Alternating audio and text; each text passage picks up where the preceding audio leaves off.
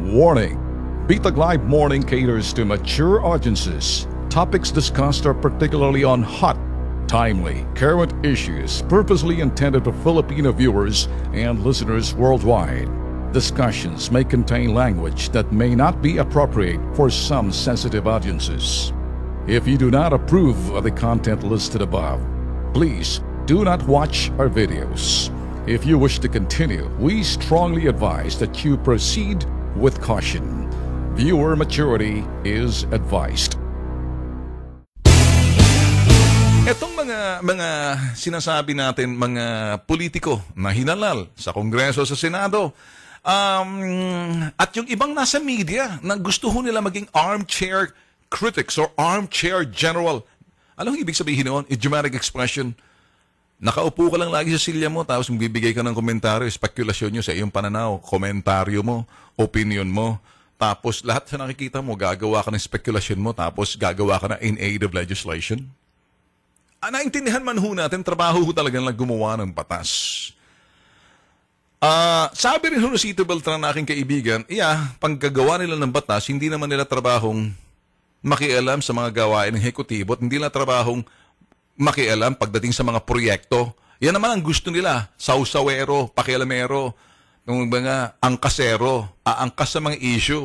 Ngayon mga boss, in search for truth, sa kagustuhan mong mahanap yung katotohanan, hindi mo dapat pwedeng basihan yung espekulasyon sa iyong pananaw, sa iyong hinala, sa iyong opinion, na yung pagsususpetsa doon sa sinasabing operasyon na ginawa ho ng mga PNP na talagang may problema doon sa sinasabi ho nating engagement, the rules of engagement and the police operational procedure.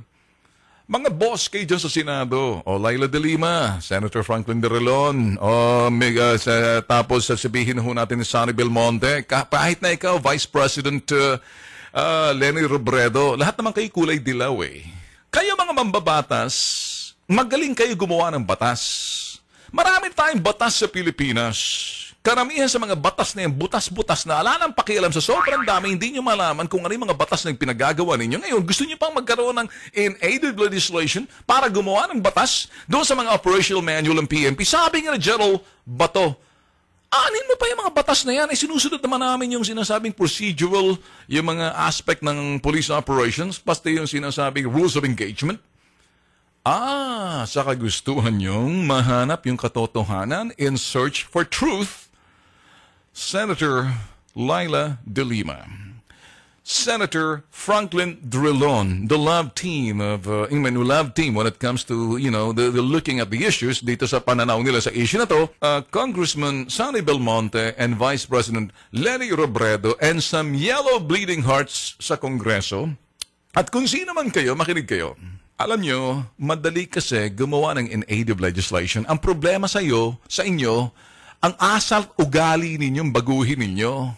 Yung behavior and yung attitude ninyo, kapag inimbita ninyo yung resource person, yung mga police, alam naman namin, babastusin nyo yan eh. Pagkaharap nyo na eh. Kasi hindi pwedeng, yes sir, yes ma'am, your honor, your honor.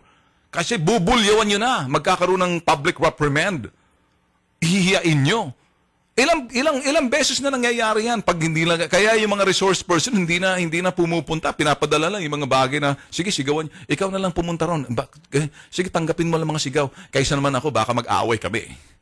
Siyempre, assert ninyo, ako senador, hinalal ako ng ilang milyong Pilipino. Ako congressman, hinalal ako ng distrito ko. Ano ngayon kung hinalal kayo? May karapatan na kayo na patawag sa Kongreso pagkatapos pag pinatawag nyo, hihiyain ninyo? Hindi pa nangyayari yan. Masyadong advanced na si Bitag. Alam ko naman kung anong gusto ninyo mangyari eh.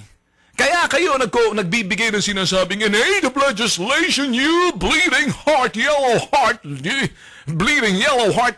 Alam ko naman ang gusto ninyong mangyari. Alam ko naman, I know exactly what your objective is.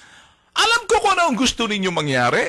At yung pinaka gusto ninyong kahinatnan ay dalhin itong mga si General Bato at si sinasabing mga operations officers ng PNP na para sabihin, anong ginawa mo? Pag sila mababos, you are now done and my comment. Lahat magpapasikat ngayon, mabubula mga bibig niyan, mamamagang ka lang mga mukha.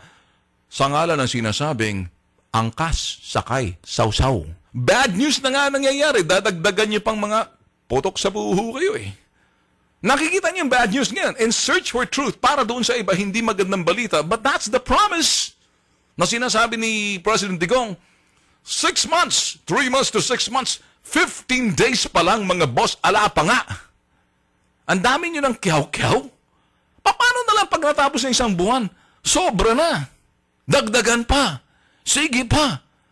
Kumbaga, dapat ganito, sobra na. Tigilan nyo na. Kasi ang in aid of legislation ninyo, pasikat na lang yan eh. In aid of publication. Mga patay gutom sa sinasabing publisidad na gusto nyong sumikat at gusto nyong magpagaling. Pagkatapos, pagdating sa resource person, ala naman kayong alam, kundi angas lang ang inyong kapital. You hear me, Laila Delina? Senator? Huwag kang magagalit sa akin, mama. Unsolicited advice to.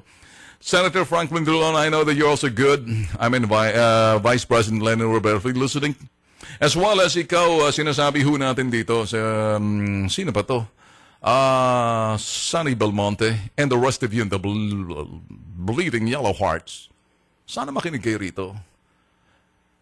In search for truth, hindi nakukuha sa inyong kagustuhang mahanap ang katotohanan, hindi sa espekulasyon at sa suspetsa, bagkus, sumama kaya kayo sa police operation. Wear a bulletproof vest and wear a helmet. If you die, sign a waiver, you're gonna die along with the law enforcers. If you're lucky to be alive, fine. Why don't you just go ahead and put a camera on top of the helmet of each and every police officers? Bakit din nyo lagyan ng camera? Bullet cam sa tuwing operations kung gusto ninyo. I-provide nyo yun para gusto nyo makita. Huwag yung alam ko naman, magtatawag lang kayo ng in-aid legislation. Wow, man, talagang atat na kayo makita mukha. Wow, iniisip nyo na, wow, man, daming camera, ang daming ilaw. Pagkatapos niyan, magpapapogi ako. Ano kaya yung aking mga battle cry? Ano kaya yung aking mga slogan dito para ma-recall? Kulkuling ko yung mga mukha ninyo. Mga putok sa buho. Ayan, nagagalit na ako eh. Diyos ko, Lord, huwag naman.